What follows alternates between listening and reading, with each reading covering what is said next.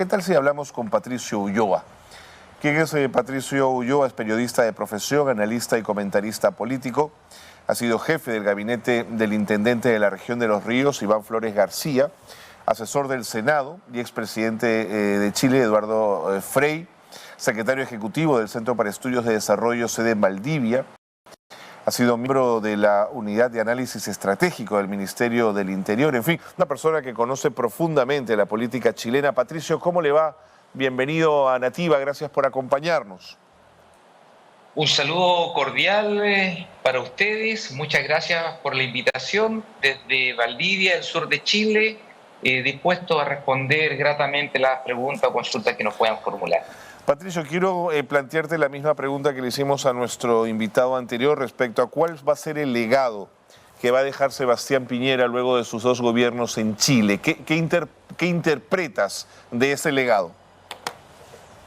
Lo primero es que estamos frente a un expresidente demócrata que frente a circunstancias muy concretas dio señales políticas de su compromiso con la democracia, y eso lo podemos traducir fundamentalmente en 3 o 4 hitos. Primero, como integrante de la centroderecha del año 1992, él adhirió a la acusación constitucional por incumplimiento grave de obligaciones contra ministros de la Corte Suprema que implicaron su destitución. En segundo lugar, sin duda alguna, su compromiso con los derechos humanos al, por ejemplo, cerrar un penal casi hotel para militares violadores de derechos humanos, y su discurso o proclama sobre los cómplices pasivos de la dictadura cívico-militar, haciendo alusión a aquellos que de una u otra manera colaboran con la dictadura del general Augusto Pinochet.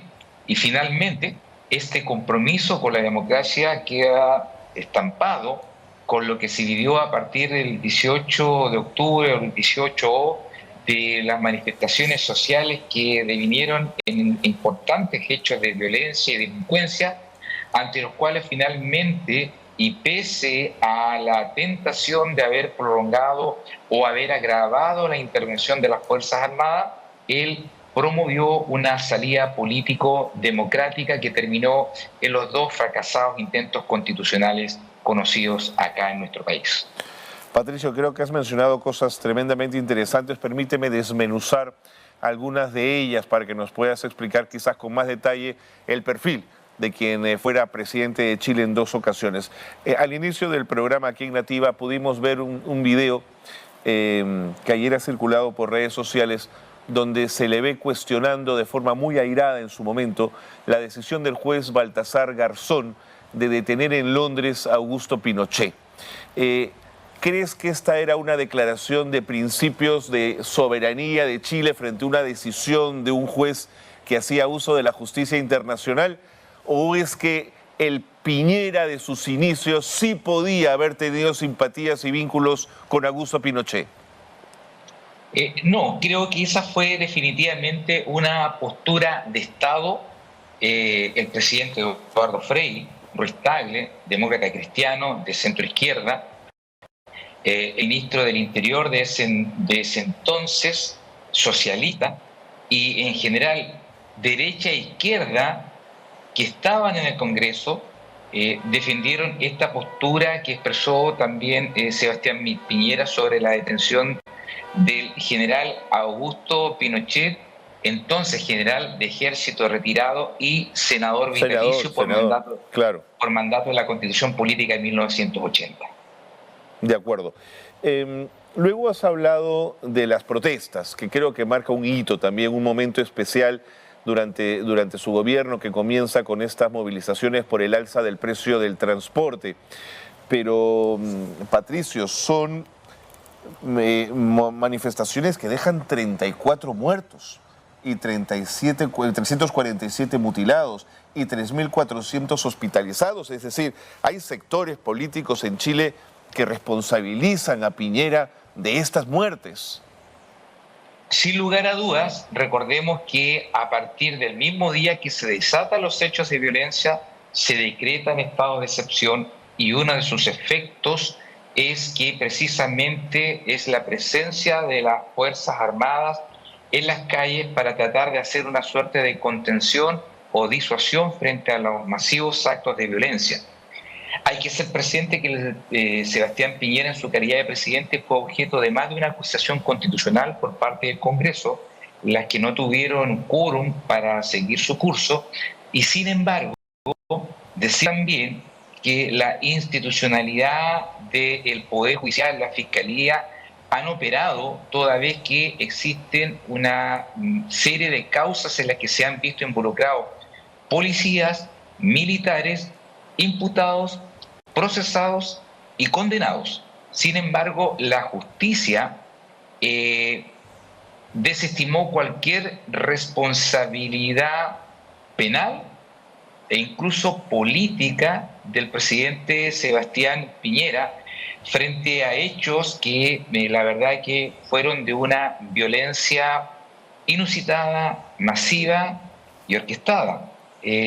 Solamente para hacer precisión, recuerdo a los distintos informaciones que se recabaron en ese momento, se generó una afectación al patrimonio público y privado que en muchos casos al día de hoy todavía no se ha podido recuperar.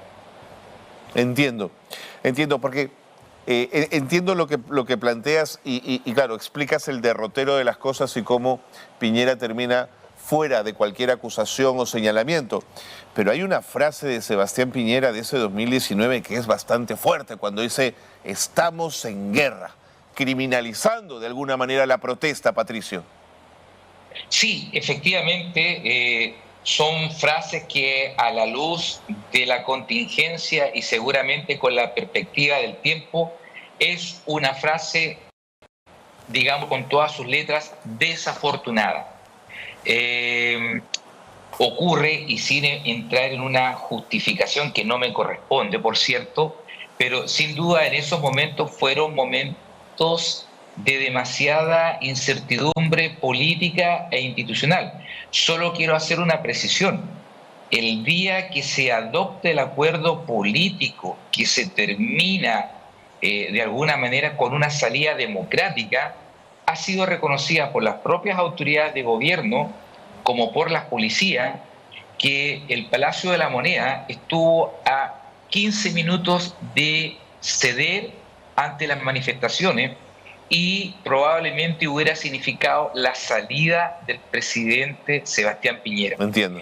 Es en ese punto de una situación de la cual aún no tenemos todos los antecedentes, es que la democracia chilena estuvo en peligro. De acuerdo. Y te voy a decir algo más, Patricio, ya para salir de este tema. Para nosotros en el Perú, que tenemos una suerte de crisis política de la que no terminamos de salir, siempre nos impresiona el diálogo político que se plantea en Chile. Es decir, es un ex jefe de Estado, recibe honores de jefe de Estado. Ayer el presidente Boric ha tenido palabras sentidas, pero quiero decir que, digamos, el expresidente es un opositor, no es un enemigo. Es decir, creo que le da a la política otro sentido, que creo que sería interesante verlo más a menudo en América Latina.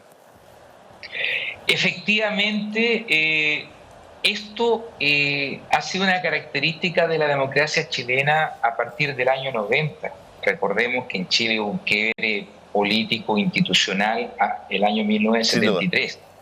Y una de las valoraciones o uno de los acuerdos políticos expresos a partir del año 90 entre las fuerzas políticas que estaban en el Congreso, gobierno de oposición, fue precisamente valorar la democracia, valorar los acuerdos y valorar este juego democrático de mayoría, minorías, gobierno y oposición.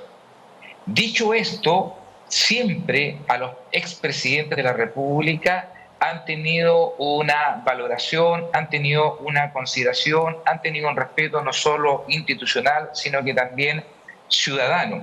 No obstante eso, en los últimos años en el país, diríamos que a partir precisamente del estallido social y con el devenir del gobierno del presidente Gabriel Boric, estos lazos, estos vínculos, estos diálogos se han ido deteriorando. Entiendo. Eso es un elemento objetivo, pero a pesar de eso quiero destacar el punto que usted señala, porque la muerte trágica del presidente Sebastián Piñera ha servido para poner en perspectiva también una suerte de puesta en valor de la gestión, con sus aciertos, por cierto, con sus fallas de sus administraciones. Muy bien. Patricio, creo que ha sido muy grato conversar con usted, escucharlo, interesante su mirada y su planteamiento amplio de este tema, y será hasta una próxima oportunidad. Gracias por habernos regalado estos minutos.